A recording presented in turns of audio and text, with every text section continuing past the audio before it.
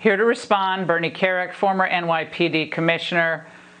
Bernie, it's obviously another tragic situation. No one wants to see anyone killed like this, but frame by frame, you've watched this a number of times. What is your assessment about what happened and whether the police reacted too quickly or not, given how this went down? Brooks would be alive today if he didn't resist and he didn't disarm the police officer. You could see in the video where he actually grabs the taser from the officer's hand, jerks it out of his hand, runs. At some point during running while the cop is chasing him, he turns to fire at the cop. The cop fires 3 shots. He's hit twice. He goes down. If he didn't resist, if he didn't fight the cops, if he didn't attack them, didn't run, didn't attempt to shoot them with the taser, he'd still be alive today. Bernie, one CNN legal analyst was already pronouncing on the case against the police. Watch. Before that sobriety test, they patted him down. They knew he had no weapons on him. He was not a threat to them lethally at all, and they shot anyway.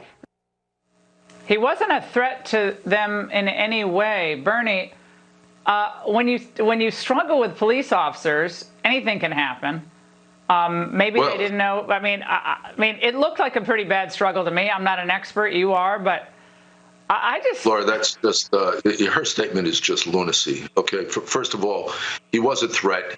He actually overpowered them during this struggle. If you want to talk reality, he overpowered them. He basically took the taser. He pulled the taser out of the cop's hand. It's clear in the video.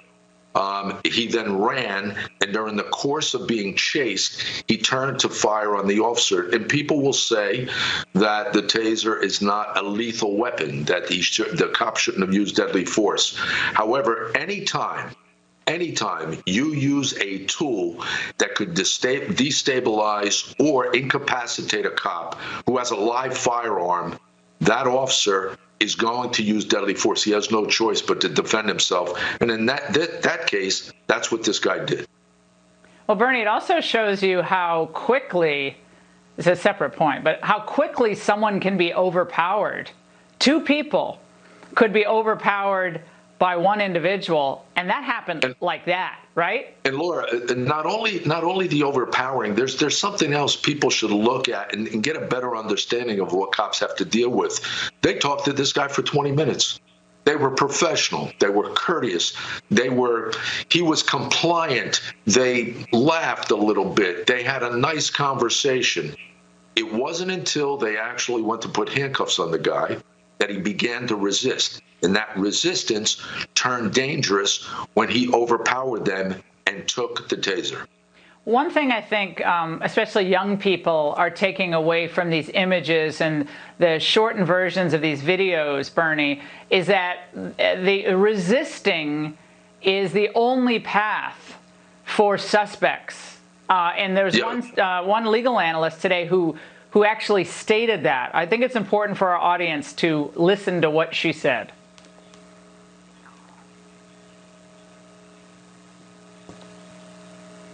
It's Angela Rye, I think. That man was asleep in a car parking lot. He ran and he realized that his life was at risk. That is why he took that taser.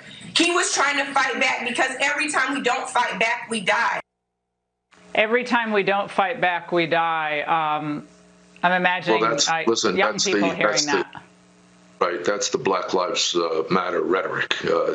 That's their rhetoric. Here's the reality. You know what? I think we'd have a lot less of these if we had leaders, mayors, and governors that told their communities, you can't assault our cops, you can't fight them, you can't attack, you can't resist arrest, you can't take their weapons or hit them with cars, because when you do, they're going to use force and you're going to get hurt. And unfortunately, if it's the wrong time, in the wrong place, and you do the wrong thing and you use deadly force or the threat of deadly force, you're going to get killed. They need to be told. Bernie, really quickly, 600, I guess, of the plainclothes officers disbanded in New York today. I know you have a thought on that. Laura, in 1988, from 88, I guess, to 91, I was a plainclothes officer. I was an anti-crime in Midtown South Times Square, and I can tell you, we were basically responsible for taking the majority of the guns off the streets in New York City, as is all the anti-crime units all over the city. That's their job. Guns, robberies in progress, looking for guns, and responding to hot jobs, the worst of the worst. They now took every one of those guys off the streets and put them in some uniform unit, and I think it's going to be extremely dangerous over the next year or so. Anti-crime unit disbanded in New York. Unbelievable. It's going to hurt the most vulnerable in our society. Bernie, thank you for your analysis tonight, as always. Great to see you.